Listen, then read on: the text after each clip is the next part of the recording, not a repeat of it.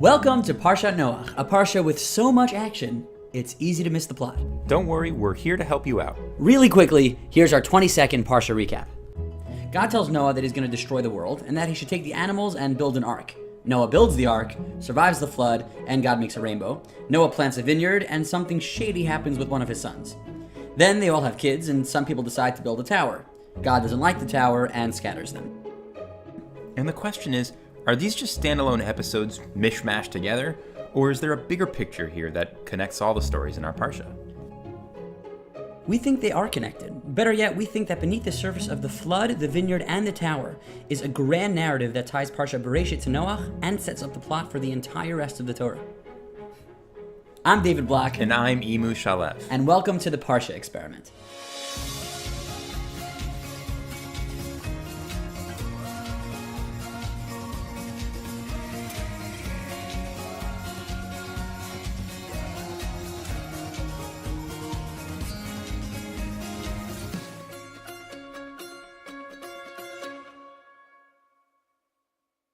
Instead of picking one or two episodes out of the Parsha to focus on each week, we try to uncover the grand story that all those episodes tell together. If this is your first look at this series and you want to learn a bit more about what we're trying to do here at the Parsha Experiment, go ahead and listen to our introduction in the beginning of last week's video. And the whole video while you're at it. It was pretty good. One of the most puzzling things in our Parsha happens right after the flood. When Noah comes out of the ark, God says something fascinating.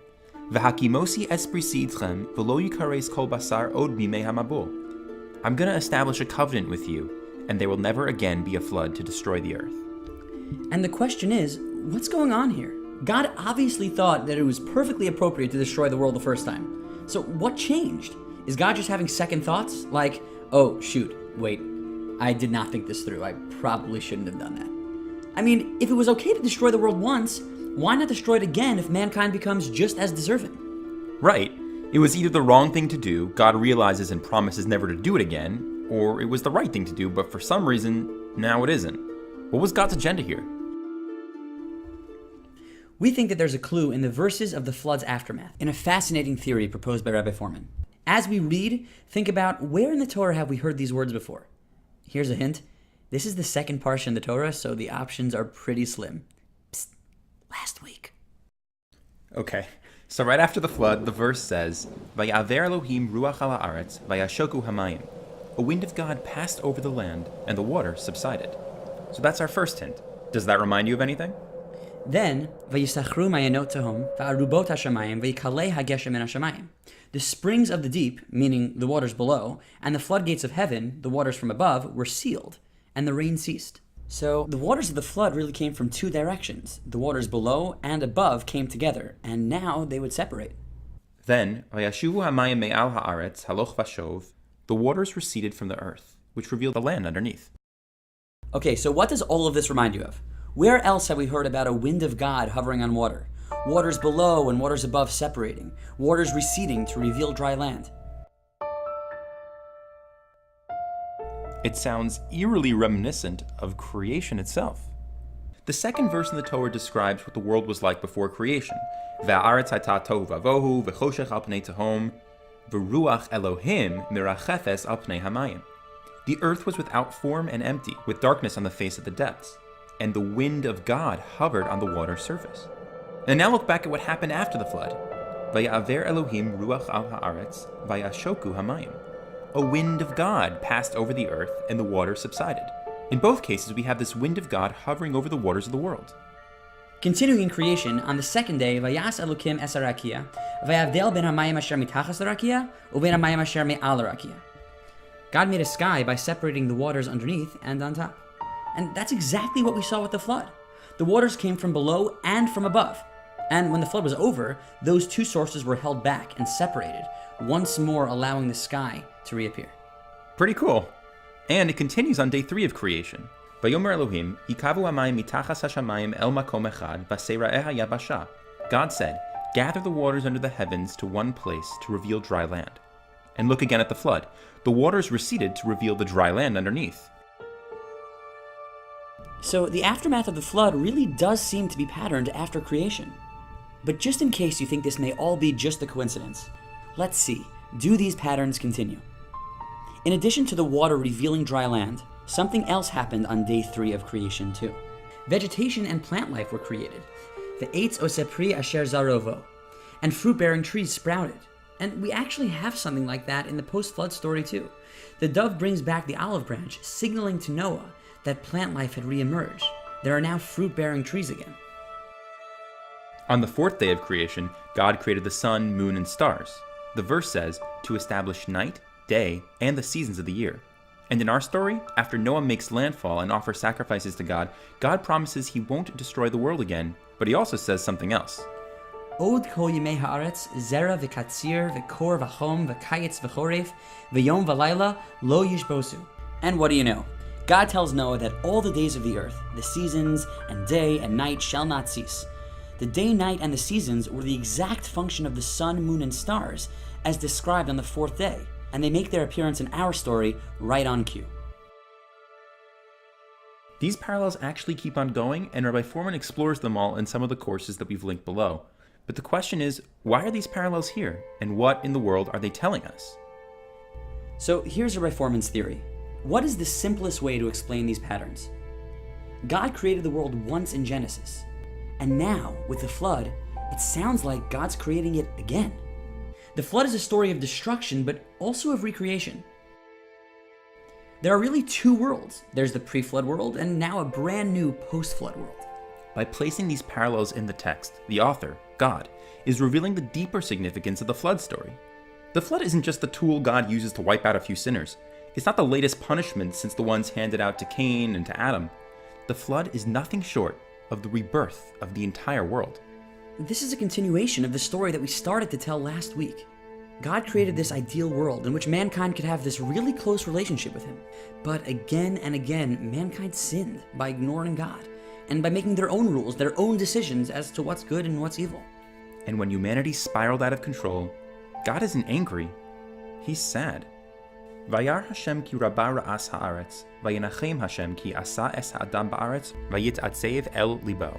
And God saw that the evil of man was great in the land, and God regretted making man and became sad in his heart. God seems to realize that his plan to build a world for humanity and to have a relationship with them, it's not working, and he decides to start over. Time for plan B. But the million-dollar question is, how does God know that the problems from the pre-flood world aren't just going to resurface again? That mankind won't continue to sin and ignore God? So here's the key. God recreates the world a little bit differently than he did the first time. The reason why it won't be destroyed again is not because mankind won't ever sin. It's because it's a different world that operates with different rules. Here are a couple of ways that the world changes. Number 1, God won't destroy the world. In the pre-flood world, evil was met with destruction. In the post-flood world, not so much. And number 2, God won't curse the land. If you remember from last week, Adam and Cain's sins corrupted their relationship with the land. But now, the land will continue to produce like it always has. This new world is much less sensitive to the evil of mankind. It seems that God designs this new world in response to humanity's shortcomings. And while mankind's evil might have seemed like a good reason for God to call it quits on humanity, he doesn't. God seems like he's still interested in holding on to that relationship. And paradoxically, instead of holding on tighter, he lets go. At the very least, it seems like people have more leeway now. Like they can sin and God won't choose to destroy them like he once did. And that kind of sounds nice. But from the other perspective, it's terribly sad. All relationships have expectations. If one partner betrays the other, the consequences can devastate the relationship. But in some relationships, like that of a parent and child, sometimes unconditional love is what's needed. A child might rebel or do hurtful things, and the parents bear the pain and continue to show love in the hopes that their child might one day return. Before the flood, God and man were in a deeply committed relationship. The stakes were high enough that a betrayal was met with consequences. In the post-flood world that God recreates, fewer punishments are handed out, but humanity and God are also not as close as they used to be. Sometimes a parent needs to let go and give their children the time and space they need to make it back on their own. And that's what God seems to be doing here. So, does this new plan work? Does the recreated world bring humanity back to God? Unfortunately, things seem to get worse before they can get better. And that seems to be what the rest of the Parsha is about. In the stories of Noah and the vineyard and the Tower of Babel, mankind seems to sin in the New World in pretty similar ways to how they sinned before the flood. Sadly, we don't have time to fully explore the vineyard story, but the good news is that we have another course on Aleph Beta devoted to just that, linked below. And then, a few generations later, we arrive at the final big episode of the Parsha, the Tower of Babel. Here's the thing.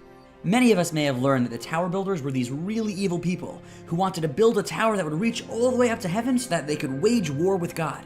But the text itself says nothing about that at all. So what was the big deal with these guys?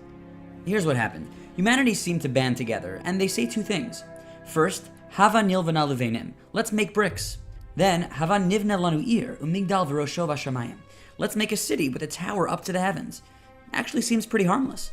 The truth is, God himself seems to admit that they did nothing wrong. Yet. Vayomer Hashem, hein am echad v'safa achas lechulam, v'zeh hachilam la'asos? V'ata lo yibatzer mehem kol asher yazmu la'asos. These are one people of one language, and this they've begun to do? Now they'll be able to do anything they want. So I'm going to prevent them from going any further. It seems that God saw a potential danger in what they were doing. But what was that danger? It's easy to miss if you don't look carefully. Their first plan wasn't even to build a tower. Let's take another look at the verse right before that.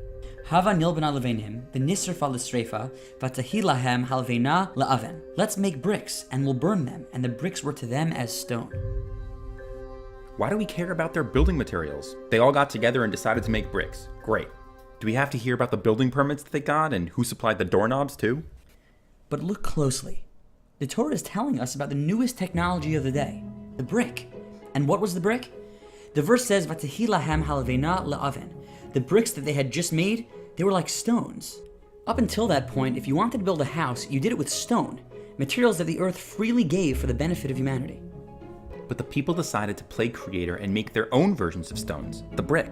That which the earth gave them, which God gave them, wasn't good enough for them anymore. And when they invented the brick, they decided to build a city with a tower to reach the heavens. But for what purpose? The verse actually tells us we want to build a tower, v'na'aseh lanu shem, in order to make a name for ourselves. So here's a theory. There's nothing wrong with new technology. There's nothing wrong with wanting to create bricks. God made us in his image and gave us the ability to create, biologically and technologically. But as soon as they said, in order to make a name for ourselves, God looked at that and said, uh-oh, I see where this is going. God was watching humanity revert to their pre-flood mistakes. Yeah, and that's a bad direction to head in. But just like with Adam and Eve, the privileges of this world, like the ability to create, are meant to be enjoyed in the context of a relationship with God. That's why they could eat from all the trees, save the tree of knowledge of good and evil. So when God saw that humanity started to make bricks, essentially to improve upon God's bricks, God waited to see what they'd do with their new technology. Would they use the brick for good within their relationship with God? And God found the answer in the next line. They wanted to build a tower not for God, but for their own legacy. Na'aseh lanu shem. Let's make a name for ourselves. God looked at it and said, No. I've seen this episode already. I've seen mankind forget about me and think only about themselves. I've seen them act as the sole creator before and make their own decision about what's good and what's evil. So before it was too late, God intervened. He made sure that the new world wouldn't make the same mistakes as the pre-flood world. This time, he didn't destroy the world, but he also didn't let humanity spiral out of control. Right, and I don't know about you guys, but these last two parshas are really difficult. It's kind of like watching a horror movie when you yell at the screen, "Don't go in there!" It's incredibly frustrating to see mankind fail again and again. Plan A, God's original world, that didn't work. Plan B, letting go of humanity, that also seems to fail. It's time to unravel Plan C. If humanity is ever going to make its way back and have a relationship with God, they're going to need help. And soon. Enter Abraham. Of the 50 chapters of the book of Genesis, 40 of them talk about Abraham and his family. The only parts that don't are the 10 chapters of Parshat Bereshit and Noah. If the subject of this book is the family of Abraham, that means we've just concluded the prologue to our story. And we're left with a failed humanity, a broken relationship, and a loving God who's left to pick up the pieces. But Abraham is going to change everything. Somehow, he's going to be the antidote to the problem of humanity. He'll lead them back to the close and intimate relationship with God. Join us next week and let's explore together the character of Abraham and how he and his family are meant to save humanity.